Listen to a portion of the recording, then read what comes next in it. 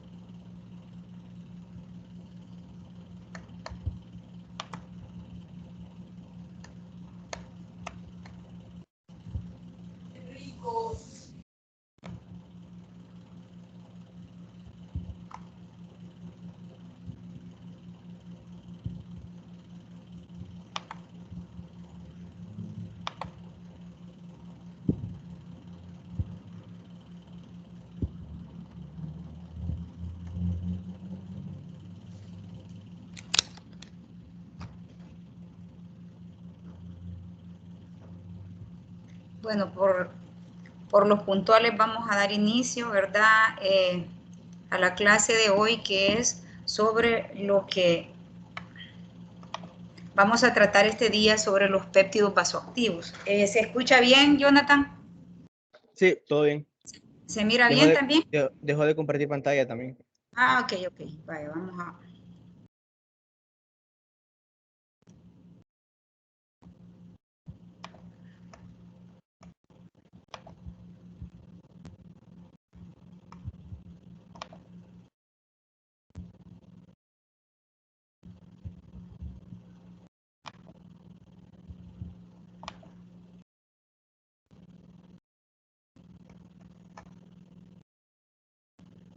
Bueno, cualquier interferencia, ¿verdad? Me hacen saber.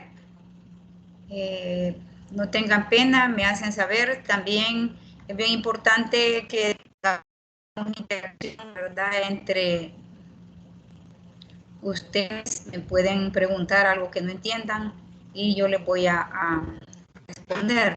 La idea que no es un monólogo, ¿verdad? Sino también si ustedes quieren participar o interactuar, o si yo les hago alguna pregunta, pues ustedes, si el que la sabe, la puede responder con seguridad, ¿verdad? De que pues vamos a ser escuchados, tanto ustedes a mí como yo a ustedes. Vamos a hablar esta mañana sobre lo que son los péptidos vasoactivos, que es un tema muy importante y trascendental en la carrera del estudiante de medicina, tomando en cuenta que nosotros, ¿verdad? En todo nuestro organismo tenemos este órgano importante que se llama endotelio vascular.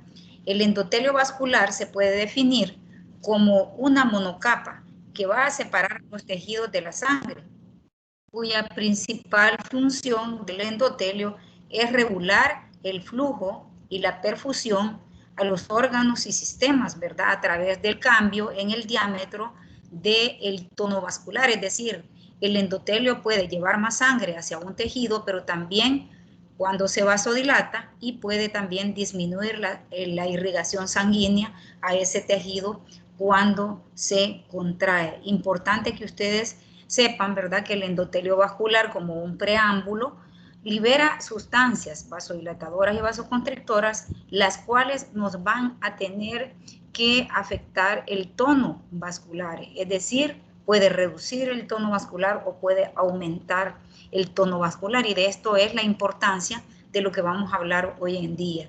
Desde, ¿verdad?, desde el cerebro, desde nuestra cabeza hasta los pies, nosotros estamos constituidos de vasos sanguíneos, arterias y venas, arteriolas, capilares, los cuales están revestidos básicamente del endotelio vascular. Por lo tanto, el endotelio vascular se considera un órgano más de la economía de nuestro cuerpo. De hecho, hoy en día, ¿verdad?, hay congresos sobre el endotelio vascular y sus repercusiones en lo que es las enfermedades. Vamos a analizar los objetivos de la clase, y esto es importante porque ustedes como estudiantes estos 7 objetivos los tienen que tener bien claros y definidos. El número 1 es enunciar la clasificación de los péptidos, ¿verdad? El número 2, describir las funciones de cada uno de los péptidos, analizar la importancia de los péptidos vasoactivos en la génesis de las enfermedades cardiovasculares, aprender las funciones del eje renina-angiotensina-aldosterona y sus antagonistas, así como también conocer los efectos de los péptidos vasoconstrictores y vasodilatadores en la práctica clínica. Y el último y el más importante quizás, conocer la síntesis, dónde se sintetiza, a partir de dónde se sintetiza el óxido nítrico, cuál es su función, ¿verdad?, en la génesis, ya sea por deficiencia del óxido nítrico, ¿verdad?, o exceso de óxido nítrico, qué es lo que va a provocar y cómo se utiliza el óxido nítrico hoy en día en la práctica clínica. Vamos a iniciar diciendo, ¿verdad?, de que en qué pacientes nosotros como médicos debemos de buscar disfunción endotelial, o quiere decir disfunción que está asociada o alteraciones en el endotelio vascular.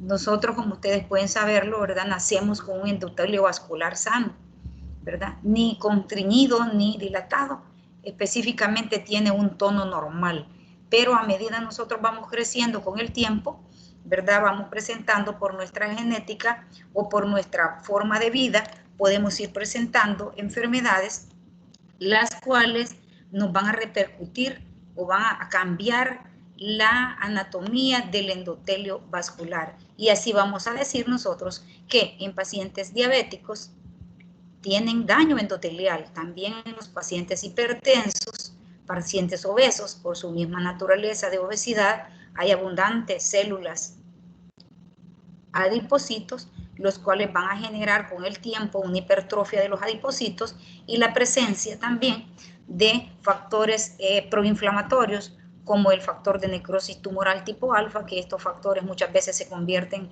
en cascadas de citoquinas que vienen a alterar nuestra disfunción o vienen a alterar el endotelio vascular.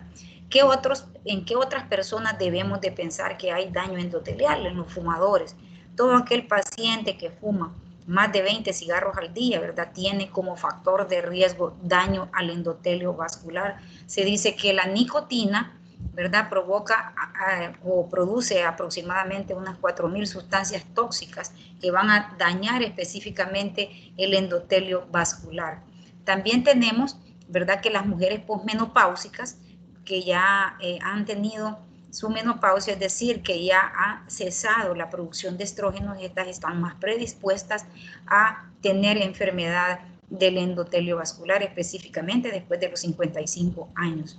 En aquellos pacientes que ya sea por genética o por su estilo de vida, tienen alteraciones en los lípidos, tanto en el colesterol, ¿verdad? Aumento del colesterol LDL, como descenso del colesterol HDL, estos pacientes van a tener también daño o disfunción endotelial. Las mujeres gestantes es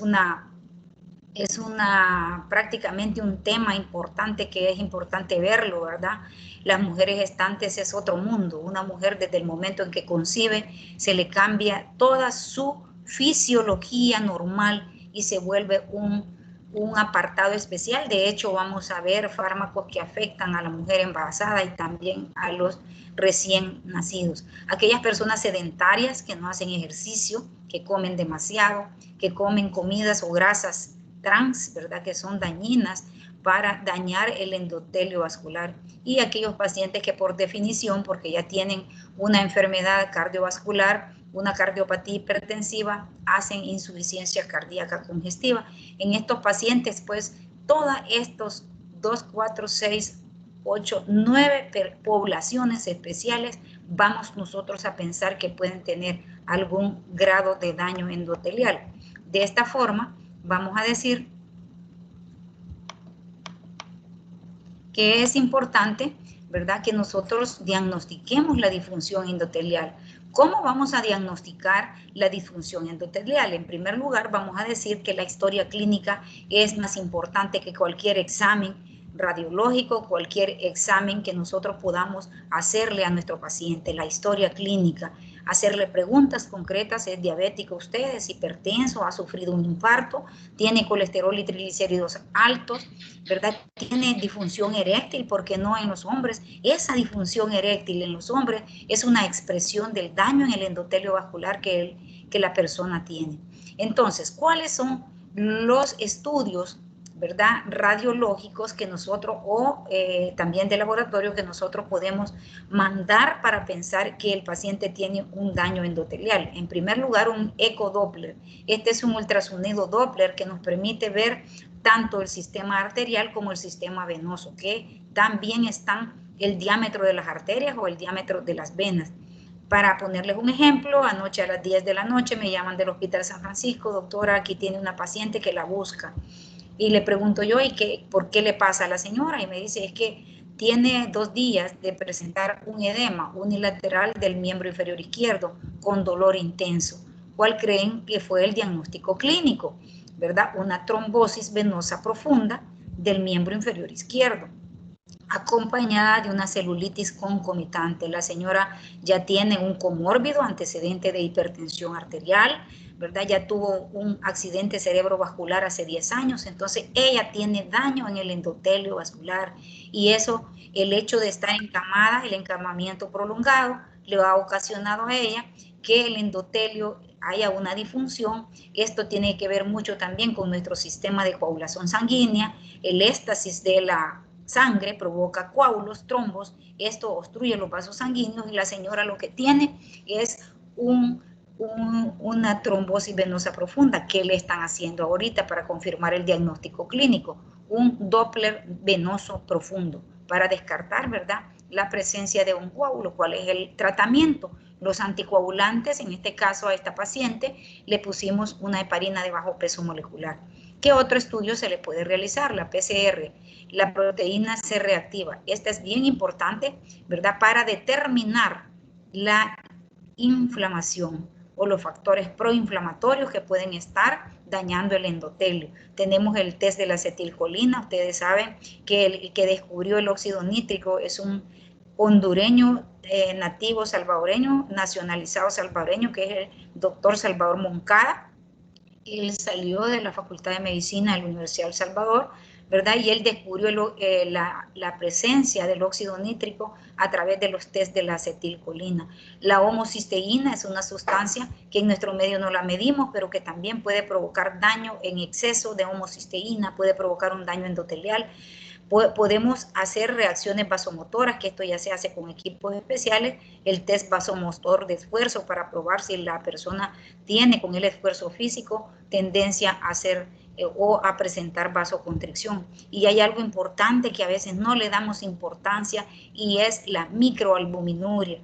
Fíjense bien, en un examen de orina sencillo, barato, ¿verdad?, muy económico, nosotros si vemos presencia de proteínas, nosotros estamos obligados a mandar microalbuminuria. Y si este paciente tiene microalbuminuria positiva en orina, este paciente tiene un daño endotelial y debemos nosotros impactar a ese paciente tratando de disminuir, ¿verdad?, ese daño endotelial con tratamiento, un tratamiento médico que venga a ayudarlo a mejorar su endotelio vascular. Entonces, cuando decimos nosotros péptidos vasoactivos, vamos a decir que son aquellas sustancias endógenas que producimos nosotros en nuestro organismo a consecuencia de algunas, digamos, algunas situaciones especiales que nos pueden hacer que nosotros produzcamos péptidos vasoconstrictores o también podamos producir péptidos vasodilatadores. En ejemplo, vamos a mencionar los péptidos vasoconstrictores y ahí les he puesto una imagen que habla más que 1000 palabras, en donde ustedes pueden ver, ¿verdad?, que tenemos nosotros aquí lo que es un vaso sanguíneo normal, en este caso, ¿verdad? Aquí ustedes pueden ver un vaso sanguíneo con un vasoespasmo y aquí ustedes pueden ver un vaso sanguíneo con vasodilatación. Nuestro organismo reacciona de forma positiva o de forma negativa a las diferentes situaciones que nosotros estemos enfrentando. Por lo tanto, como estudiantes de medicina, deben de aprender en esta clase a reconocer todos los péptidos vasoconstrictores y cuáles son los péptidos vasodilatadores. Y que para que nosotros tengamos un endotelio vascular sano, debe de haber un equilibrio homeostático entre lo que son los vasoconstrictores y los péptidos vasodilatadores. Aquí vamos a tener un resumen de los péptidos vasoactivos más importantes y cuáles son sus funciones. Por favor, apaguen sus micrófonos para poder continuar. Y cuáles son sus funciones específicas en nuestro organismo. Y tenemos en primer lugar uno de los péptidos vasoconstrictores más importantes que tenemos en nuestro cuerpo, es la angiotensina 2. Como ustedes pueden ver, ahí les he puesto una imagen, ¿verdad?, que en donde especifica que es un péptido vasoconstrictor. Esta angiotensina 2 se aumenta, fíjense bien, o aumenta básicamente con la presencia del 3-fosfoinositol. Este aumento del 3-fosfoinositol, que básicamente es un una sustancia que va a provocar una contracción de las arterias, un aumento de la secreción de aldosterona y con esto va a provocar una retención de agua, ¿verdad? Con también retención de sodio, lo cual va a provocar un exceso de aumento de la presión arterial con aumento también de los líquidos corporales. Tenemos el péptido natriurético, el ANP, el cual se encuentra a nivel de lo que son las aurículas, y nosotros podemos definir que este péptido natriurético va a aumentar el GMP cíclico, y este aumento del GMP cíclico va a liberar obviamente óxido nítrico. Esto va a dilatar los vasos sanguíneos, va a provocar también, ¿verdad?, aumento de la secreción de aldosterona y aumento en la tasa de filtrado glomerular en el riñón. La bradicinina aumenta el 3-fosfoinositol, el diacilglicerol aumenta el AMP cíclico y también va a provocar un aumento del óxido nítrico, lo cual conlleva a la dilatación de las arteriolas, de las arterias, y aumenta también la permeabilidad capilar, estimulando las terminales sensoriales del dolor también. Las bradicininas tienen que ver en la génesis o la fisiopatología del dolor. Tenemos el péptido relacionado con el gen de la calcitonina. Este va a causar hipotensión y, como ustedes recuerdan, la hipotensión conlleva reflejamente a que haya una taquicardia por los mecanismos desconocidos. La endotelina es un potente vasoconstrictor que también, ¿verdad?, dentro de sus propiedades tiende a aumentar el 3-fosfoinositol, el diacilglicerol, lo cual va a conllevar a una mayor contracción de los vasos sanguíneos y de los músculos lisos vasculares. El neuropéptido Y causa vasoconstricción y estimula el corazón. Esto está mediado por lo que es, ¿verdad?, la cascada del 3-fosfoinositol. La sustancia P, a su vez, ¿verdad?, es una dilatadora de las arteriolas, ¿verdad? Puede también contraer el músculo liso de venas, intestinos, bronquios y causa diuresis, ¿verdad? También tiene que ver en la fisiología o la génesis del dolor. Tenemos el péptido intestinal vasoactivo, ¿verdad?, el cual va a dilatar, es un vasodilatador, dilata venas, dilata músculo liso de bronquios e intestino también.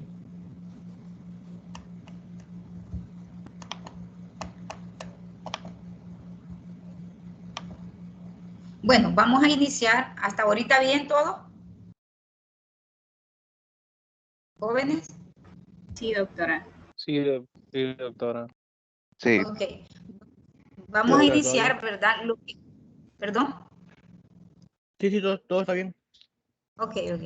Entonces, vamos a iniciar con uno de los representantes, ¿verdad?, de lo que es el eje renina-angiotensina. La renina, como ustedes recordarán que vieron en fisiología, ¿verdad?, es una asparilproteasa que cataliza la hidrólisis del decapéptido angiotensina 1 a partir del angiotensinógeno. La renina proviene de los riñones, específicamente de lo que es el aparato yuxtaglomerular de la nefrona. Extrarrenalmente también producimos renina, ¿verdad? Y los vasos sanguíneos, el útero, las glándulas suprarrenales y la corteza suprarrenal también provocan la producción de lo que es la renina. Entonces, vamos a decir nosotros que existe control, ¿verdad?, de la liberación de la renina. ¿Cuál es este control? En primer lugar, la mácula densa está relacionada específicamente con la arteriola aferente, es decir, la arteriola que le lleva la sangre al riñón, y es allí donde empieza la síntesis de lo que es la renina. Pero también tenemos el sistema vasoreceptor renal, específicamente las células yuxtaglomerulares, son sensibles al estiramiento, y a mayor estiramiento de estas arterias, ¿verdad?, va a provocar una mayor liberación de renina. También la renina está siendo liberada a partir de lo que es, ¿verdad?, el sistema nervioso simpático, específicamente lo que es la noradrenalina. Esta va a estimular la producción de renina en forma indirecta por activación adrenérgica alfa, y de forma directa por la activación de las células yuxtaglomerulares por mediación de los receptores, específicamente los receptores beta 1 cardíacos. También hay algo importante que ustedes deben de, hay algo importante que ustedes deben de saber, que toda hipotensión, es decir, disminución de la presión arterial, también asociada a hipovolemia, va a inducir la liberación de renina-angiotensina. Es decir, si a ustedes se les baja la presión arterial por cualquier naturaleza, ¿verdad? El eje renina-angiotensina-aldosterona se activa. ¿Por qué? Porque acuérdense que el equilibrio homeostático, cuando nosotros tenemos bien nuestros vasoreceptores, al detectar la hipotensión, esto inmediatamente manda una información al riñón y el riñón activa la mácula densa para que se produzca lo que es la renina. Igualmente, ¿verdad? La hipovolemia, cuando a nosotros por A, B causa perdemos líquido, por vómito, diarrea, perdemos sangre por un accidente, ¿verdad? Y nos pegan un balazo y perdemos sangre. Esta hipovolemia inmediatamente empieza a liberar el sistema renina-angiotensina, tratando de liberar sustancias que nos mantengan el control homeostático de la presión arterial. Al activarse la angiotensina, ¿verdad? Se produce una activación refleja del sistema aldosterona en el sistema nervioso simpático.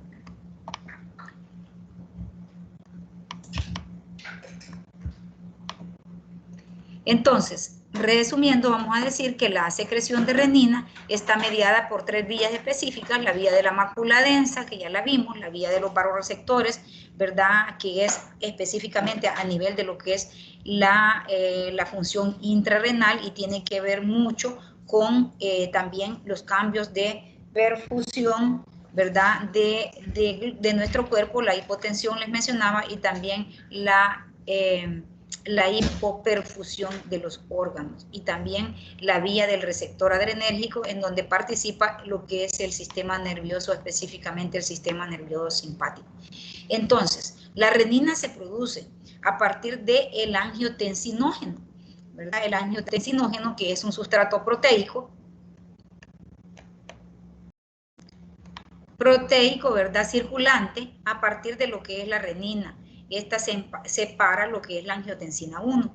Entonces, el angiotensinógeno es una glucoproteína de peso molecular de 57.000 y que está constituida por 14 aminoácidos, ¿verdad? Se sintetiza en el hígado, y aquí algo bien importante: existen situaciones específicas las cuales pueden aumentar los niveles de angiotensinógeno. ¿Cuáles son estas situaciones? El uso de corticosteroides, ¿verdad? El uso de corticosteroides en forma aguda o crónica puede elevar la presión arterial porque activa el eje de renina-angiotensina-aldosterona. Igual los estrógenos hormonales, ¿verdad? Los estrógenos, que son los anticonceptivos que usan las mujeres cuando quieren planificar, también pueden alterar el eje de renina-angiotensina, ¿verdad? Pueden aumentar la producción de este neurotransmisor, de esta hormona.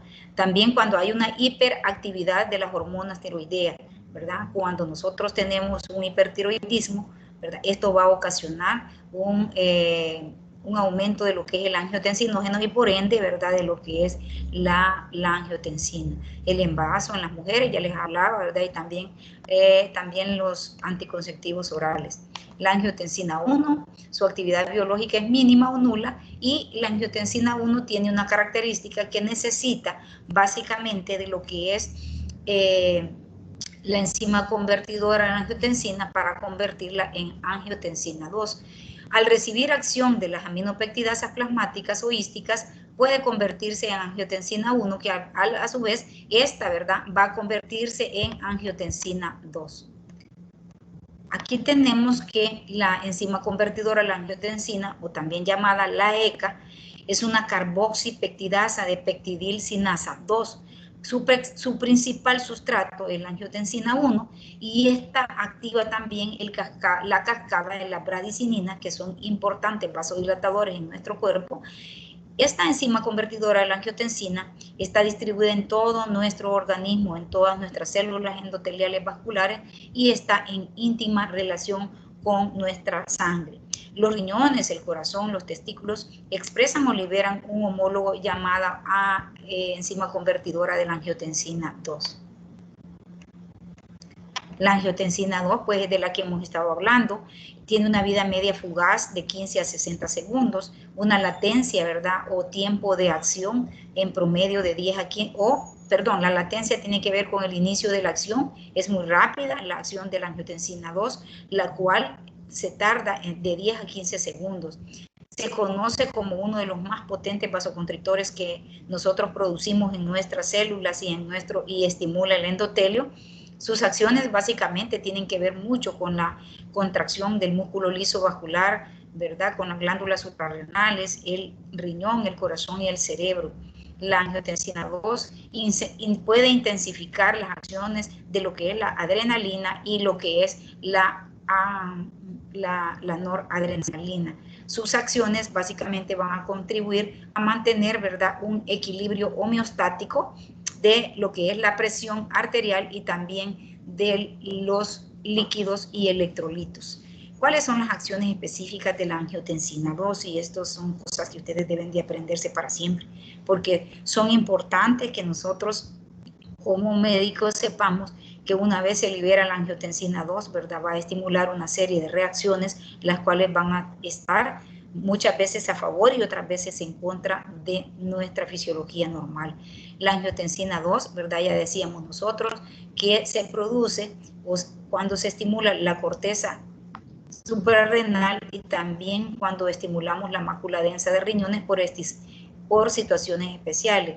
Estimula la síntesis y liberación de aldosterona y algunos glucocorticoides en los riñones, va a provocar una constricción de los vasos sanguíneos y va a incrementar la absorción de sodio, va a inhibir la secreción de renina, ¿verdad?, en el sistema nervioso central, va a estimular la ingesta de líquidos, ¿verdad?, la secreción de la hormona antidiurética y de la hormona adrenocorticotrópica conocida como la ACTH. También puede contribuir al crecimiento celular y fíjense que por eso hoy en día han salido fármacos bloqueantes del sistema renina-angiotensina debido a que la angiotensina a nivel del corazón, específicamente a nivel cardiovascular, puede provocar una función mitógena, es decir, dañar, remodelar los vasos sanguíneos del corazón, del miocardio, y esto provoca daño a mediano o a largo plazo, provocando insuficiencia cardíaca congestiva en los pacientes. Por lo tanto, no solamente es importante conocer las funciones de la angiotensina, sino que también vamos a ver todos aquellos fármacos que son antagonistas de la angiotensina. Los receptores de la angiotensina, tenemos dos tipos de receptores. Los receptores AT1, que son los malos de la película, estos se van a encontrar específicamente en el músculo lisovascular y son los receptores que tienen que ver mucho con la vasoconstricción. Por lo tanto, los antagonistas del sistema renina-angiotensina que nosotros vamos a estudiar, ¿verdad?, van a tener efectos sobre los receptores AT1 de la angiotensina 2. Tenemos los receptores AT2, que son los buenos de la película. Estos van a mediar lo que es la médula suprarrenal, van a provocar una vasodilatación, ¿verdad? Y son los que nosotros debemos de potenciar los efectos. Los receptores AT2 aumentan los cuadros, fíjense bien, AT2 aumenta en los cuadros patológicos como la insuficiencia cardíaca y el miocardio. Es decir, que cuando nosotros sufrimos una insuficiencia cardíaca congestiva, ¿verdad?, y cuando tenemos un infarto agudo del miocardio, son dos patologías cardiovasculares muy frecuentes que las vemos a diario. El sistema renina-angiotensina se libera y se libera a favor, estimulando los receptores AT2, los cuales van a liberar o van a provocar una vasodilatación por mecanismos, ¿verdad?, de estimulación de estas enfermedades. Entonces, esto va a contribuir a un beneficio adicional que el cuerpo hasta ciertos puntos, porque acuérdense que la misma fisiología habla, ¿verdad?, en condiciones fisiológicas el cuerpo puede reaccionar favorablemente, pero si nosotros, por ejemplo, a un infarto no lo atendemos, no le damos el debido tratamiento que merece, pues lo fisiológico se termina y empieza toda la cascada, ¿verdad?, de lo que es el desencadenamiento que puede llevar incluso a la muerte del paciente. Entonces, algo importante que debemos de saber, ¿verdad?, es sobre lo que es el endotelio y las funciones de la renina. Entonces, la angiotensina ya hemos hablado, ¿verdad? Tiene funciones a nivel de lo que es la resistencia vascular periférica, aumentando la resistencia vascular periférica. A nivel renal, pues también la renina tiene que ver, ¿verdad? Porque es allí donde se sintetiza en la mácula densa, específicamente en la arteria aferente, que es la arteria que lleva la sangre hacia el riñón. Y también la renina tiene efectos, o la angiotensina 2, perdón, tiene efectos a nivel cardiovascular específicamente, a nivel de lo que es, ¿verdad? El sistema cardiovascular tiene efectos mitógenos, ya lo habíamos visto, los cuales pueden ocasionar un remodelado, una hipertrofia vascular y consecuentemente, ¿verdad?, un daño a nivel cardiovascular. Entonces, revisen un poquito, no vamos a entrar mucho en detalle. Igualmente, aquí les tengo una imagen, ¿verdad?, en donde la prorenina va a estimular la producción de renina, la renina a su vez va a estimular al angiotensinógeno y el angiotensinógeno, ¿verdad?, va a estimular lo que es la angiotensina 1, que a través de lo que es la enzima convertidora va a convertir la angiotensina 1 en angiotensina 2. La angiotensina 2 a su vez va a provocar, ¿verdad?, la estimulación de los receptores AT1, que son los vasoconstrictores, y los receptores AT2, que son los vasodilatadores, y la activación de los receptores AT1 van a ocasionar mayor liberación de aldosterona. La aldosterona consecuentemente va a producir una mayor reabsorción de agua y sodio. Esto va a aumentar el volumen plasmático, va a aumentar la resistencia vascular periférica y va a incrementar la presión arterial en nuestros pacientes. Entonces, esta imagen, aquí, esta clase, quiero explicarles, es un consolidado de básicamente de dos libros, lo que es el libro texto de ustedes, que es Goodman y Hillman, y también del libro de Capson, porque el libro de Goodman y Hillman no aparece como tal los péptidos vasoactivos, el tema como tal. Entonces he tenido que combinar los dos libros. Aquí, para que ustedes recuerden siempre, ¿verdad?, este eje no lo debemos de olvidar. Prorenina, ¿verdad?, estimula la producción de renina. La renina, a su vez, va a estimular la producción de angiotensinógeno. El angiotensinógeno, la angiotensina 1 y la angiotensina 1 a su vez, a través de lo que es la enzima convertidora, ¿verdad?, va a producir lo que es la angiotensina 2, la cual va a estimular en las células endoteliales la vasoconstricción mediada por los receptores AT1.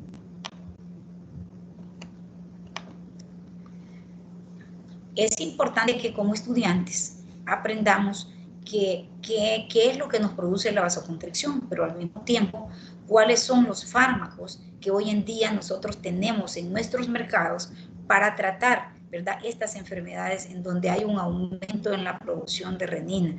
Y aquí vamos a tener nosotros que tenemos una clasificación de fármacos en donde vamos a tener en primer lugar, ¿verdad?, lo que son los inhibidores de la renina. Decirles que estos fármacos tuvieron un boom, todavía hay en los mercados, en nuestro mercado salvadoreño creo que escasamente se encuentra, ¿verdad?, en lo que es el inhibidor de la renina, y se decía que era el boom. ¿Por qué?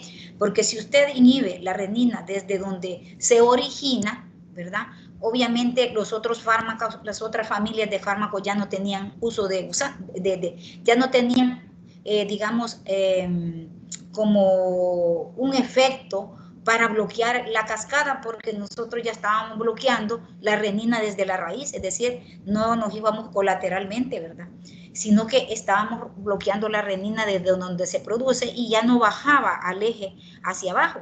Pero este fármaco, el alisquireno, ¿verdad?, nombre comercial Raciles, es de un laboratorio, creo que es de Novartis. Novartis fue el laboratorio que creó esta sal. Muy responsablemente observaron, ¿verdad?, cuando yo me acuerdo que fui a la presentación de este medicamento que era la última maravilla y que con este medicamento ya no podíamos, o más bien tendríamos que valorar el uso de los otros medicamentos, los otros antagonistas. Pero realmente este fármaco empezó a dar efectos muy negativos en los pacientes, provocó muchas muertes, ¿verdad?, más que todo en la población de pacientes con insuficiencia renal crónica. Y de repente Estados Unidos muy responsablemente sacó de su cuadro básico el alisquirén en otros países. En nuestro medio creo que escasamente en algunas farmacias van a encontrar este medicamento, que es el inhibidor o antagonista de lo que es la renina, que se llama Frasiles. Tenemos también fármacos que antagonizan la acción de la enzima convertidora a la angiotensina, y estos fármacos son buenos, bonitos y baratos, y los utilizamos mucho para prevenir la nefropatía diabética en aquellos pacientes diabéticos que nosotros les encontremos proteinuria o microalbuminuria. Nosotros podemos ayudarles inhibiendo la enzima convertidora a la angiotensina. ¿Cuáles son estas familias de fármacos? En primer lugar, vamos a tener lo que son el captopril, que fue uno de los inhibidores de la ECA primeros en descubrirse en nuestros mercados. Luego tenemos el tan famoso, ¿verdad?, y usado en nuestros medios y en nuestros hospitales públicos y privados, ¿verdad?, lo que es el enalapril. Norprilat es el nombre comercial original, el enalapril. Tenemos también el lisinopril, el fosinopril, el quinapril y el ramipril, y hoy han aparecido muchos más inhibidores de la ECA que tienen esa función, no solamente de bloquear la enzima convertidora a la angiotensina, sino que también son antihipertensivos muy buenos, potentes, que tienen algunos efectos colaterales, como por ejemplo la tos. Los inhibidores de la ECA pueden bloquear las bradicininas, y al haber un bloqueo de las bradicininas puede haber un aumento en la cantidad de bradicinina, y esto puede provocar dos efectos por los cuales debemos de suspenderlos. En primer lugar es la tos, ¿verdad?, que algunos pacientes llegan diciendo: doctor, fíjese que desde que me prescribió el enalapril yo presento una tos seca muy hostigante, y en la noche me agarra peor, es una tos seca como polvillo y me escapo a ahogar. Entonces esa es una indicación de suspensión. Y la otra indicación más grave, y la presentan un 5 a 20% de las poblaciones, pueden presentar tos. Y la otra complicación más grave es el angioedema, un angioedema que puede llevar incluso a la muerte a los pacientes. Entonces, cuando el paciente le llegue diciendo, usando enalapril, llegue diciendo que se le hincha el labio, que ha presentado edema facial, que se le haya edematizado la lengua, inmediatamente debemos de suspender cualquier fármaco inhibidor de la enzima convertidora de la angiotensina. Tenemos también los inhibidores de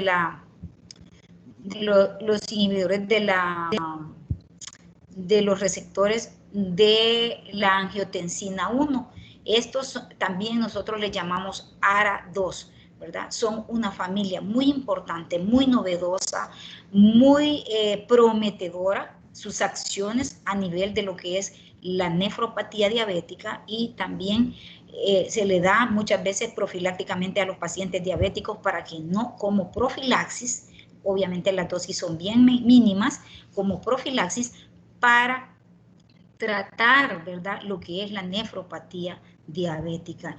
Dentro de ellos, de los inhibidores de los receptores de la angiotensina 1, o también conocidos como los ARA2, ¿verdad?, tenemos el losartán, ¿verdad?, el valsartán, el candesartán, el telmisartán, el eprosartán, el olmesartán, y por último he dejado el irbesartán, que según los estudios, ¿verdad?, que de investigaciones científicas serias de laboratorios y también con aprobación de FDA, ¿verdad?, es uno de los que más previenen la nefropatía diabética en los pacientes diabéticos. Tenemos también lo que son los antagonistas de la angiotensina 2 específicamente, que han estado en investigaciones y muchas veces, ¿verdad?, no han sido muy aprobados por FDA por sus efectos colaterales, y ahí vamos a mencionar la saralacina, la cual, ¿verdad?, es un inhibidor selectivo de lo que es la angiotensina 2. Aquí, para que ustedes puedan ver, ¿verdad?, lo que es el eje y las vías alternas del sistema renina-angiotensina, y vamos a tener como la prorenina estimula la producción de renina. Esta a su vez va a estimular el angiotensinógeno para que se produzca angiotensina 1, y la angiotensina 1 a través de lo que es la enzima convertidora al angiotensina 2, y aquí tenemos los receptores AT1, que son los que van a activar todo lo que es el sistema aldosterona, provocando un aumento de la presión sanguínea y también una retención de sodio y agua. Y van a provocar también alteraciones a nivel cardiovascular. Los receptores AT2, al contrario, ¿verdad?, van a provocar, ¿verdad?, lo que es una disminución Vean ustedes el signo negativo de la inflamación, de la proliferación y de la hipertrofia, ¿verdad? De lo que son los miocardiocitos, y en este caso van a provocar efectos muy benéficos para los pacientes. Tenemos otros, ¿verdad? Péptidos vasoconstrictores, y dentro de ellos tenemos las endotelinas. Las endotelinas, como su nombre lo indica, ¿verdad?, son producidas en el endotelio vascular, son sustancias vasoconstrictoras potentes. Tenemos la endotelina 1, la endotelina 2 y la endotelina 3. Las endotelinas están distribuidas de manera amplia en todo el organismo, en todo lo que es el endotelio vascular, que ustedes saben que tenemos endotelio en todos lados, en las neuronas, en los astrocitos que están en el cerebro, en el endometrio y también en el mesangio renal. Tenemos la endotelina 2, que sus principales productores son los riñones y los intestinos, y la endotelina 3, las cuales van a tener, ¿verdad?, se producen principalmente a nivel cerebral, ¿verdad?, el tubo digestivo, los pulmones y los riñones. Y aquí solo para que ustedes vean este péptido, que es la endotelina 1 humana, que está constituido por una gran cantidad de lo que es, ¿verdad?, es los aminoácidos esenciales que nosotros tenemos en nuestro cuerpo. Por lo tanto, como personas, ¿verdad?, debemos de cuidar nuestro endotelio vascular, tratar de cuidarlo, no dañarlo, ¿verdad? Cuando nosotros nos alimentamos mal y estamos consumiendo mucho azúcar, muchas grasas, estamos dañando directamente el endotelio. ¿Por qué? Porque se nos acumula colesterol, se nos acumula triglicéridos, eso se depositan en el endotelio vascular, van a provocar vasoconstricción y por lo tanto nos van a aumentar la presión arterial. Y por eso es que vean ustedes, la mayoría de jóvenes que tienen obesidad, ¿verdad?, la mayoría de jóvenes obesos no tienen sus valores de presión arterial normal, ¿verdad? Y esto no tiene que ver directamente con el estilo de vida, sino que muchas veces también con la genética, ¿verdad? Cuando tenemos mala genética, tenemos que ver nosotros de quién somos hijos. Si nuestra madre es hipertensa, nuestro padre es diabético, pues nosotros tenemos que cuidarnos el doble. Y el hecho de ser delgado no quiere decir que usted esté sano, no se equivoquen. Y el hecho de estar gordito no quiere decir que esté también enfermo, porque muchas veces las personas asocian gordura con salud. Él está gordito, está sano, y este está flaquito y está enfermo. No es así, ¿verdad? Todo lo contrario. Podemos tener una persona delgada y estar enferma del endotelio vascular porque genéticamente tiene sus factores de riesgo, y podemos tener una persona con sobrepeso, con gordita, ¿verdad?, que tiene buena genética y no tiene ni colesterol, ni triglicéridos, ni homocisteína, pero tiene sobrepeso, y eso a la larga lo va a llevar a la producción de factores proinflamatorios, lo cual va a provocar disfunción de su endotelio, igual, ¿verdad?, puede provocar un infarto, un accidente cerebrovascular, enfermedad renal crónica, porque se le activan todos los factores proinflamatorios. Y aquí tenemos cómo se produce la síntesis de endotelina. Acuérdense ustedes que el endotelio es la capa que separa la sangre de las células prácticamente, y al producirse el endotelio vascular va a estimular básicamente lo que es la endotelina 1, y la endotelina 1 básicamente hace que se disminuya el óxido nítrico en el cuerpo, ¿verdad? Y si no hay óxido nítrico, no hay vasodilatación, no hay vasorelajación, por lo tanto debemos de tener la endotelina debe de haber una contrarregulación de la endotelina para que nosotros podamos estar saludables. Tenemos los inhibidores de la endotelina, y esto es importante porque más adelante yo les voy a dar una clase sobre lo que es la hipertensión pulmonar y su tratamiento, y ahí utilizamos los fármacos inhibidores de la síntesis de endotelina. ¿Cuáles son estos? El bosentan es un antagonista de los receptores no selectivos de la endotelina, el ambrisentan, que ha recibido aprobación por la Food Drug Administration para el tratamiento de lo que es la hipertensión arterial pulmonar. Decirles que la FDA está constantemente aprobando o desaprobando el uso o el beneficio de los fármacos que nosotros estamos utilizando. Y también se ha aprobado para la hipertensión pulmonar la sitaxentan, ¿verdad? El macitentan, este es un nuevo antagonista dual de los receptores de la endotelina, ¿verdad?, que ha sido aprobado por la FDA, ¿verdad?, con mayor eficacia en el tratamiento de la hipertensión pulmonar, es un poco más tolerado y tiene menos efectos adversos. Entonces, importante, ¿verdad? Y resumiendo, inhibidores de la síntesis de endotelina, vamos a tener el bosentan, ¿verdad? El ambrisentan y el macitentan, que revisten un interés importante debido a que es muy tolerado y tiene menos efectos adversos. Tenemos otro péptido vasoconstrictor, el cual es el neuropéptido Y. El neuropéptido Y, fíjense bien, pertenece a la familia de los neuropéptidos y pertenece a un sistema de múltiples ligandos y receptores. El neuropéptido Y existe el pancreático, ¿verdad? El polipéptido YY y el neuropéptido que se encuentra básicamente a nivel de lo que es el sistema nervioso central. Y también puede encontrarse también en el sistema nervioso periférico. ¿Cuáles son los efectos en el sistema nervioso central del neuropéptido Y?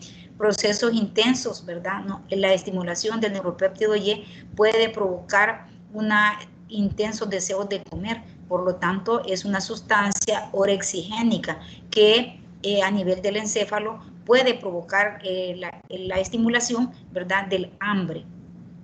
Pero también el neuropéptido Y a nivel del sistema nervioso central puede provocar hipotensión, ¿verdad? Una hipotermia, depresión respiratoria, activación del eje hipotálamo-hipófisis de las glándulas suprarrenales. Consecuentemente, esto va a activar la vasoconstricción. Constricción en los vasos sanguíneos cerebrales, ¿verdad? Puede ocasionar a nivel cardíaco un inotropismo, que es aumentando la fuerza de contracción, y un cronotropismo positivo, aumentando la frecuencia cardíaca, lo cual va a ocasionar una hipertensión también. Entonces, a nivel renal, va a ocasionar vasoconstricción porque va a estimular vasoconstricción renal, con la cual estimula la producción de renina y va a provocar, ¿verdad?, una diuresis y una natriuresis. Tenemos también otro vasoconstrictor que es la urotensina 2. La urotensina 2 es un péptido de 11 aminoácidos, ¿verdad?, el cual los principales sitios de expresión de la urotensina 2 es en las personas, incluyen lo que es el cerebro, la médula espinal, los riñones y el plasma. In vitro es un potente constrictor del músculo liso vascular de las arterias y es el más potente vasoconstrictor conocido, más incluso que la endotelina. Ocasiona cambios hemodinámicos como una vasoconstricción vasoconstricción regional y una depresión a nivel de lo que es el miocardio. La urotensina 2 induce la acumulación de glucógeno y fibrinopectina, modula la respuesta inflamatoria, inhibe la liberación de insulina e induce a un aumento de la glucosa plasmática. Tenemos también lo que es los antagonistas de la urotensina 2. Aquí tenemos la urantida, que es un péptido antagonista, ¿verdad?, derivado de la angiotensina de la urotensina 2, con sustitución de una penicilamina. Estos tenemos el polosurano, el cual puede beneficiar a pacientes diabéticos con enfermedad renal, pero carece de potencia. Por lo tanto, por lo menos yo en lo que llevo de ejercer mi práctica, ¿verdad?, no he visto en nuestros mercados estos fármacos. Sin embargo, sí se utilizan en los mercados americanos. Los receptores de la antagonistas de la vasopresina, acuérdense ustedes que tenemos la vasopresina, como su nombre lo indica, ¿verdad?, vasopresina, presión del vaso. Esta, fíjense bien, también se le ha llamado hormona antidiurética o ADH, ¿verdad?, o arginina vasopresina. La vasopresina es uno de los más potentes también vasoconstrictores que tenemos, y nosotros liberamos vasopresina en situaciones de vasodilatación intensa, pero también es un fármaco. Es un fármaco que hoy en día se utiliza, ¿verdad?, en la práctica clínica, un compuesto importante para el control de la presión arterial por acción de los riñones e incrementando la reabsorción de agua. Tiene una acción vasoconstrictora, específicamente aumentando, ¿verdad?, lo que es la resistencia vascular total. Entonces, hasta ahí, ¿verdad?, hemos visto, entonces, los receptores de los antagonistas de la, permítanme, aquí. Tenemos también antagonistas de lo que es la vasopresina. Se han identificado 3 tipos de receptores de la vasopresina. Los receptores B1 que se median la acción vasoconstrictora de la vasopresina, los receptores B1B que potencian la liberación de ACTH estimulando las glándulas suprarrenales para la producción, ¿verdad?, de hormonas, y tenemos los receptores beta 2 que van a mediar la acción de la hormona antidiurética, y saber que la vasopresina tiene utilidad clínica también en el shock, ¿verdad?, en el shock ocasionado por una intensa vasodilatación para elevar la presión arterial. Tenemos una droga que la estamos utilizando, ¿verdad?, como es la terlipresina, ¿verdad?, la cual tiene mayor selectividad por los receptores beta 1 que se encuentran a nivel de lo que es el riñón, ¿verdad? Y tenemos también que esto tiene una acción más prolongada. Aquí, hasta ese momento, hemos estudiado lo que son los péptidos vasoconstrictores y, como ustedes pueden ver, tienen revisten una gran importancia conocerlo, tomando en cuenta que de cada péptido vasoconstrictor hay un antagonista de esos péptidos que sirven para vasorelajar, y eso nos permite a nosotros utilizarlos en situaciones especiales. Ahorita vamos a ver los péptidos que provocan específicamente, ¿verdad?, una vasorelajación, es decir, una apertura del vaso sanguíneo. Y en primer lugar vamos a tener lo que es la neurotensina. Es un tridecapéptido aislado en el sistema nervioso central y actúa como un neurotransmisor y neuromodulador. Las acciones de la neurotensina, ¿verdad?, es que a nivel central van a tener vínculos estrechos entre lo que es la neurotensina y los sistemas dopaminérgicos. La primera puede intervenir en cuadros clínicos en los cuales participan vías dopaminérgicas, como por ejemplo la esquizofrenia, la enfermedad de Parkinson y el abuso de drogas. Todas estas enfermedades tienen que ver con el sistema de la dopamina, recordando también que la neurotensina va a provocar una vasodilatación, por lo consecuentemente va a provocar una hipotensión, una hiperglucemia, inhibición de la secreción de ácido pepsina en el estómago, y esto va a estimular también, ¿verdad?, lo que es la inhibición de la motilidad gástrica.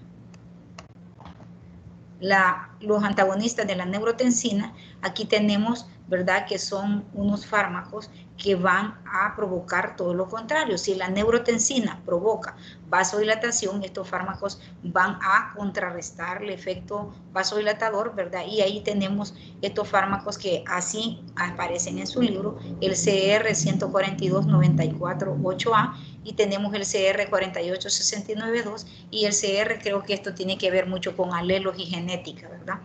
Estos es un agonista potente de la hipotermia y de la analgesia provocada por la neurotensina, y estos se administran por la vía central.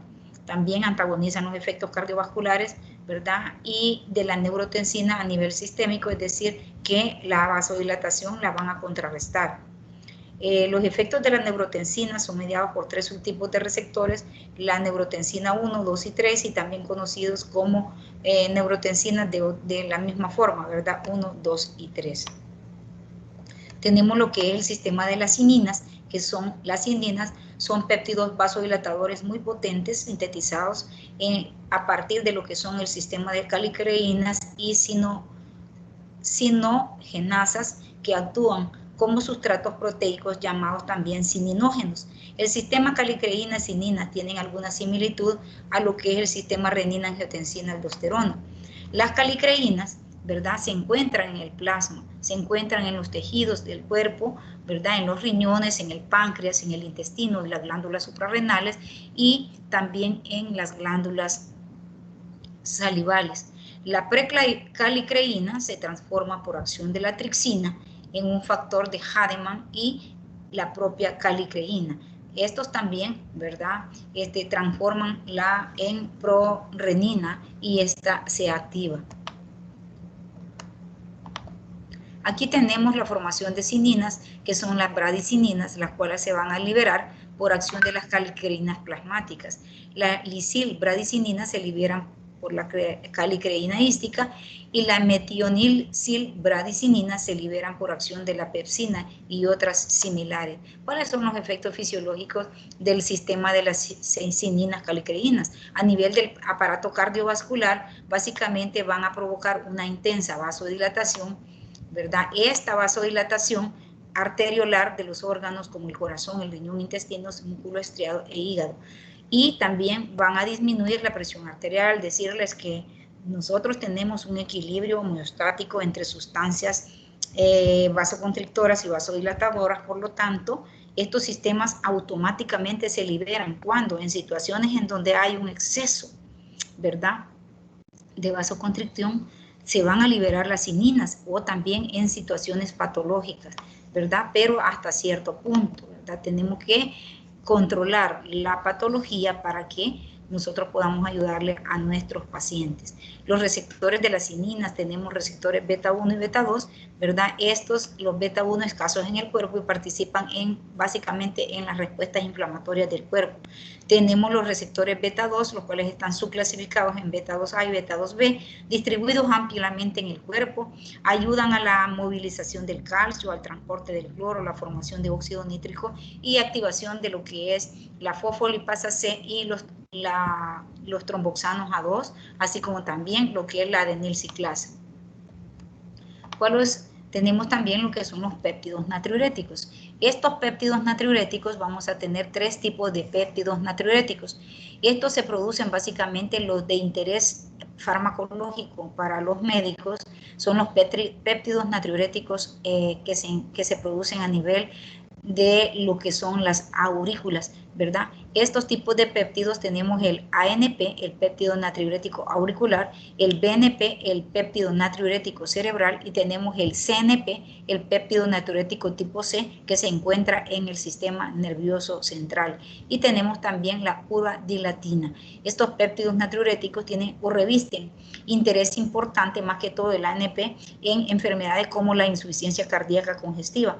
Yo les voy a dar una clase acerca de lo que es la insuficiencia cardíaca congestiva y la importancia de medir los péptidos natriuréticos y los fármacos que pueden beneficiar al paciente cuando hay una insuficiencia cardíaca. Entonces tenemos otro vasodilatador que es el péptido intestinal vasoactivo. Es una molécula de 28 aminoácidos que pertenecen a la familia de glucagón-secretina. Tiene una amplia distribución a nivel de lo que es el sistema nervioso central y periférico y se encuentra en las neuronas presinápticas colinérgicas y en las neuronas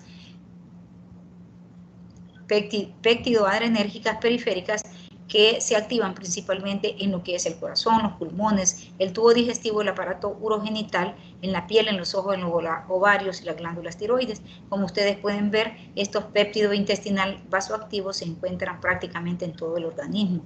Tenemos los receptores de los péptidos, intestinales vasoactivos, tenemos el receptor del péptido 1 y el receptor C del péptido 2, activan la adenilciclasa, activan la producción del AMP cíclico y esto va a ocasionar una activación de lo que es la arginina, y la arginina va a provocar liberación de óxido nítrico y al mismo tiempo va a provocar, ¿verdad?, lo que es una vasodilatación. La sustancia P la vamos a estudiar en el laboratorio, ¿verdad? Y es una sustancia que se encuentra específicamente en el sistema nervioso central, actúa como un neurotransmisor, miembro de la familia de las taquicininas. Sus acciones en el sistema nervioso central tienen que ver con la ansiedad, la depresión, náuseas y vómitos, ¿verdad? Es un vasodilatador arteriolar potente, contrae el músculo liso, vascular, intestinal y bronquial, y en los riñones causa una diuresis y una natriuresis. Tenemos el péptido relacionado con el gen de la calcitonina, ¿verdad? Este incluye la calcitonina y la adrenomodulina y la amilina. Estos provocan hipotensión y taquicardia por acción vasodilatadora, por mecanismos desconocidos, se los había resumido antes, ¿verdad? Tenemos la adrenomodulina, se descubrió en el tejido de un feobromocitoma, ¿verdad? Se encuentra en las glándulas suprarrenales específicamente, también podemos encontrarla en el hipotálamo, en la hipófisis anterior, en los riñones, pulmones y sistema cardiovascular. Va a provocar adrenomodulina, una vasodilatación, una hipotensión y aumenta el gasto cardíaco y la frecuencia cardíaca. Y tenemos el tan famoso óxido nítrico, ¿verdad? El cual ya les mencionaba yo al doctor Salvador Moncada, que tuvo que ver con mucho con el origen y la síntesis del óxido nítrico a partir de un endotelio, lo estudió, ¿verdad? Vio los efectos de la acetilcolina en el óxido nítrico y todo lo que el óxido nítrico propiciaba en el endotelio vascular. Se sintetiza a partir de esa capa de endotelio que prácticamente está separando lo que es la sangre, ¿verdad?, de las células. El óxido nítrico es un potente vasodilatador que hoy por hoy se utiliza en muchas enfermedades, ¿verdad? Activa la vía del adenilato ciclasa, aumentando el CGMP cíclico, por lo tanto va a activar la cascada de la fosfodiesterasa, lo cual va a provocar mayor GMP cíclico. Esto va a actuar básicamente para contraer, ¿verdad?, lo que es las fibras de actina y miosina y provocando una vasodilatación. Va a provocar una vasodilatación, una vasorelajación, ¿verdad?, en lo que es las fibras de actina y miosina. Inhibe la agregación plaquetaria, miren qué interesante, va a inhibir la agregación plaquetaria, por lo tanto va a provocar también un beneficio adicional a nivel de lo que es el sistema hematológico. El óxido nítrico, ¿verdad? Tenemos fármacos donadores de óxido nítrico. Dentro de ellos vamos a hablar una clase, ¿verdad?, en donde vamos a ver los nitratos orgánicos. Su máximo representante es la nitroglicerina. Los nitritos orgánicos, como el nitrito de amilo, que era un gas que se ha dejado de utilizar, pero que en su tiempo fue efectivo para tratar enfermedades que ocasionaban vasoespasmo coronario. El nitroprusiato de sodio, que es uno de los fármacos donadores de óxido nítrico que hoy en día se utilizan en emergencias hipertensivas, ¿verdad? Y también tenemos algunos gases, ¿verdad?, como son la inhalación del óxido nitroso gaseoso, que se utiliza en la práctica de la anestesia. Y aquí resumidamente tenemos fármacos que interactúan con los sistemas de los péptidos vasoactivos. En resumen, ¿verdad?, cada uno de los fármacos y cuáles son sus agonistas y cuáles son sus antagonistas, para que ustedes los puedan revisar despacio en su casa. Posteriormente les compartiré la clase, decirles que no solamente les estoy compartiendo la clase en el grupo de Facebook, ¿verdad?, que tenemos de farmacología, sino también les estoy compartiendo las clases en la plataforma de Moodle. Vamos a tratar, ¿verdad?, de utilizar esta plataforma. Vamos a recibir asesoría de parte de las personas que trabajan en el sistema operativo de la universidad para poder utilizar más la plataforma. Realmente la plataforma tiene sus beneficios, ¿verdad? Y vamos a tratar de utilizarla tal vez en lo que sigue mientras nosotros nos estamos capacitando en el área, ¿verdad? Así es que quería ver si ustedes tienen preguntas. Los dejo para que activen sus micrófonos y podamos responder alguna pregunta que tengan.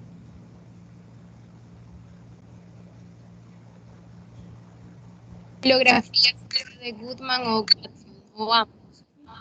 Fíjense que revisen Goodman y Hillman porque es su libro texto. Entonces van a utilizar la clase y van a revisar su libro de Goodman y Hillman. Alguna inconsistencia o cosas que, digamos, estén, pues las discutimos, lean su clase, lean el libro. Yo no los mando a que lean tanto el libro, lean su libro, ¿verdad? Y del libro, pues les voy a hacer las preguntas del examen y también algunas preguntas que puedan salir de la clase. Acuérdense que son 6 preguntas a la hora del parcial. 4 preguntas son del libro y 2 preguntas son de la clase. Así es que la clase es un resumen de lo que es el libro. Entonces, cualquier libro que ustedes lean, ¿verdad?, les va a ayudar para comprender mucho la clase, pero específicamente deben de leer su texto, que es La farmacología de Goodman y Hillman. ¿Alguna otra pregunta? Solamente una pregunta, doctora. ¿En qué casos utilizaríamos donadores de óxido nítrico? ¿En qué casos utilizaríamos donadores de óxido nítrico? Básicamente, si nosotros vemos que la hipertensión es una enfermedad en donde según lo que se ha investigado, ¿verdad? Hay ausencia o disminución del óxido nítrico por daño del endotelio vascular, podríamos nosotros utilizar donadores de óxido nítrico. También en las enfermedades cardiovasculares, específicamente en la enfermedad de las arterias coronarias, en pacientes que han sufrido infartos agudos del miocardio, específicamente también hoy en día se está utilizando para tratar la hipertensión pulmonar los donadores de óxido nítrico. Hay mucha tela que cortar con relación a esto y por eso es que vamos a recibir clases específicamente de hipertensión, enfermedad coronaria y hipertensión pulmonar. Es una clase en donde ustedes ahí van a ver la aplicación de estos fármacos. ¿Alguien más? Bueno, si no, les agradezco mucho.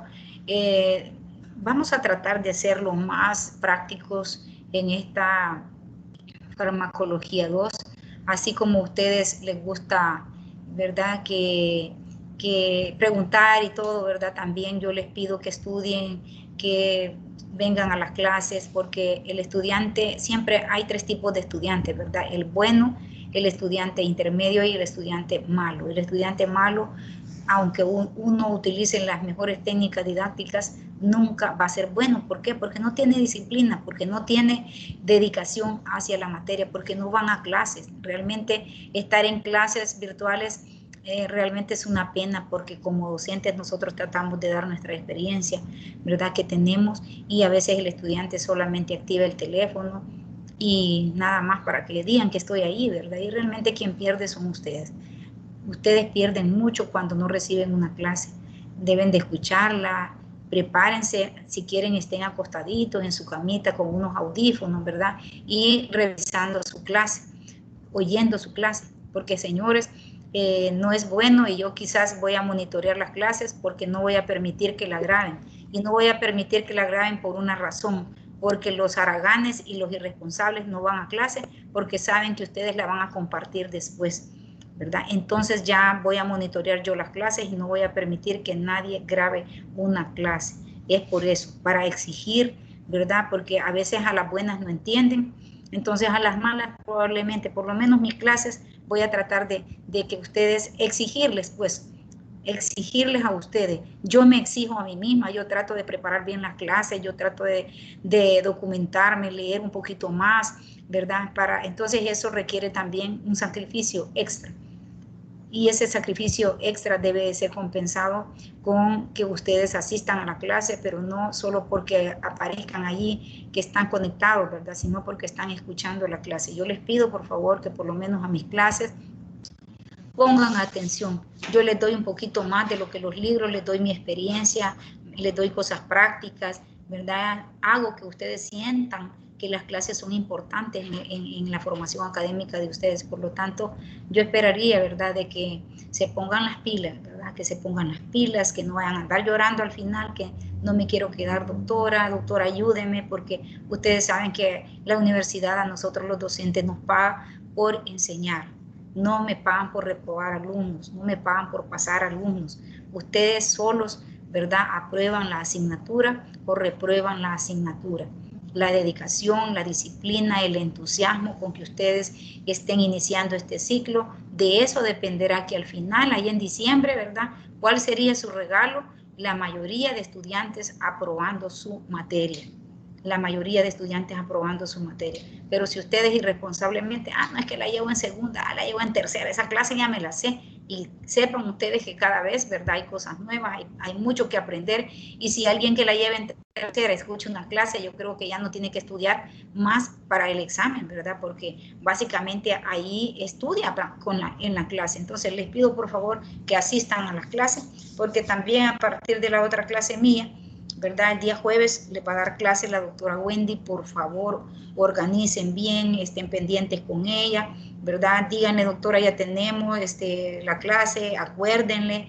Realmente esa es la función de los representantes estudiantiles, coordinar bien con los docentes para que los docentes podamos cumplir. De hecho, se nos ha llamado la atención que tratemos de dar las clases en el horario que nosotros hemos programado.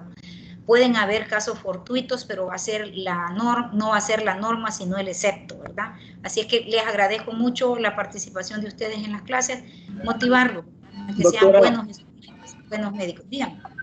perdón que la interrumpa, discúlpeme, tenía una pregunta. Díganme.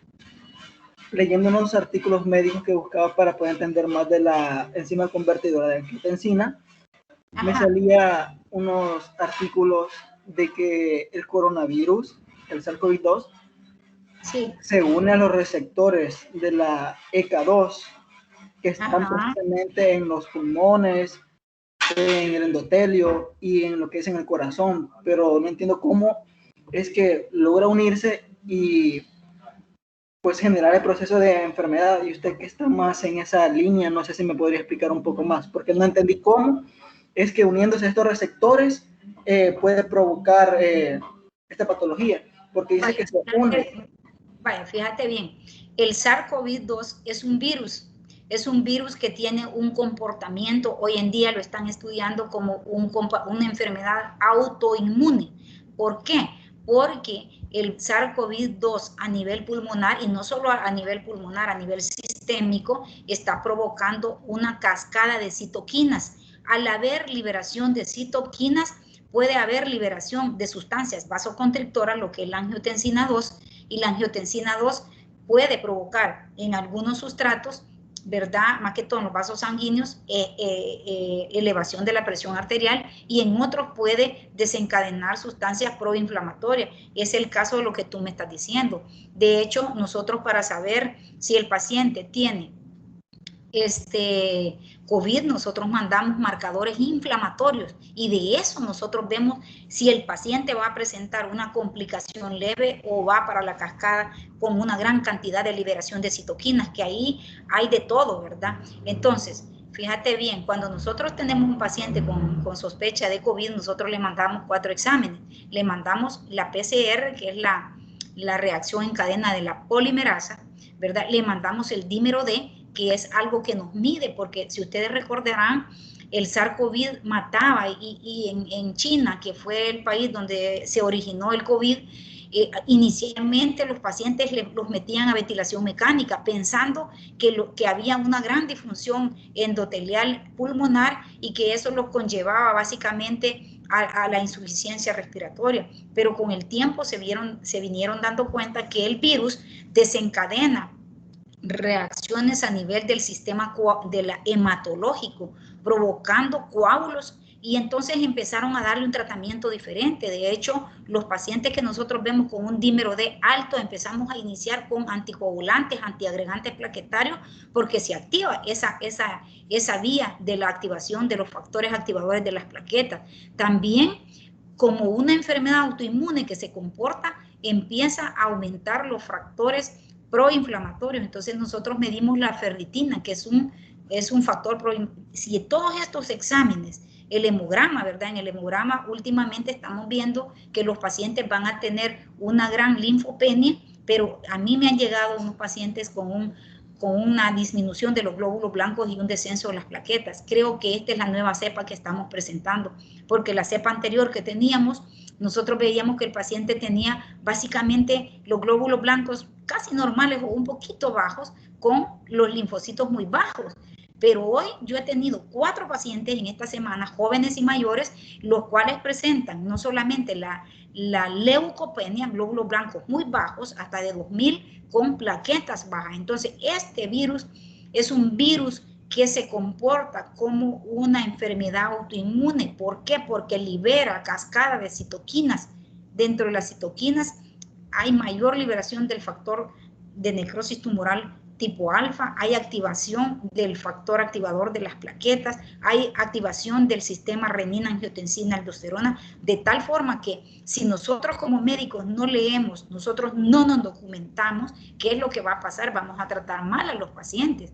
Entonces nosotros por eso es que tomamos esos exámenes, y ustedes podrán decir, bueno, ¿y por qué le toman eso? Es porque si esos exámenes están bien desde el inicio, nosotros nos da tranquilidad, pero si esos exámenes están alterados, inmediatamente ingresamos al paciente y lo estamos monitoreando todos los días para ver qué es lo que va presentando el paciente y cómo poder ayudarlo, ¿verdad? Tratando de bloquear todas esas cascadas. De hecho, si ustedes recuerdan, nosotros estamos utilizando un fármaco ¿verdad? Que se utiliza básicamente en las enfermedades autoinmunes y él es el tocilizumab. El tocilizumab lo vimos nosotros en el ciclo anterior, ¿verdad? Es un inhibidor del factor de necrosis tumoral tipo alfa. Entonces los pacientes reaccionan positivamente, ¿verdad? Los pacientes con COVID grave reaccionan positivamente a este inhibidor del factor de necrosis tumoral. No sé si te queda clara la pregunta.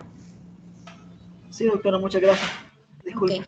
Bueno, todo por finalizada la clase, podemos en otra clase, si tienen alguna preguntita, la pueden ustedes tener formulada y me la pueden hacer con mucho gusto, se la voy a responder. Así es que nos vemos, creo que para el martes de la próxima semana tienen la otra clase conmigo y el jueves, pendientes con la doctora Wendy, van a tener los fármacos que actúan a nivel de lo que es el sistema renal, ¿verdad? Provocando, básicamente son los diuréticos. Importante que lean por favor y vayan estudiando en la farmacología de Capsum. Hay una imagen que vale más que 1000 palabras. Es la imagen de la nefrona. Apréndanse, por favor, las 6 o 7 familias de diuréticos y en qué puntos específicamente actúan. Porque en la discusión conmigo me tienen que recitar esa nefrona, me tienen que recitar los diuréticos y me tienen que recitar dónde actúan y qué hace cada uno de los diuréticos. Así que ahí les dejo ya la moción para que empiecen a estudiar. Capítulo 25, ¿verdad? Es el de Goodman y Hillman, y búsquenlo también y revisen la literatura de Capsum, ¿verdad? No me acuerdo muy bien el capítulo, pero vayan revisándola para que puedan ir estudiando para el laboratorio y discusión. Decirles que después de la Semana Santa, con todo, ¿verdad? Traten de leer un poquito para que ya tengamos el primer laboratorio. Muchas gracias y tengan buenas tardes. Gracias, doctora. Feliz tarde igual.